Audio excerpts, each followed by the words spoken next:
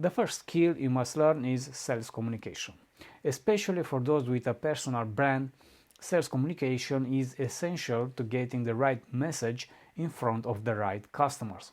For any business you want to start, you must every time optimize your sales communication because only you have the complete vision of your business, and you know better than all the values and the principles on which your business is based. But to achieve effective sales communication, you must first learn to listen. Having the ability to listen to people helps you to understand the customer's real problems and develop empathy.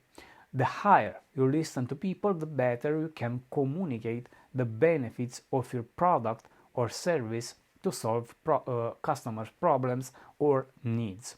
And most important, sales communication will help you sell without struggle. You will enjoy selling because you understand the customer, and the sale will be like recommending something to your best friend.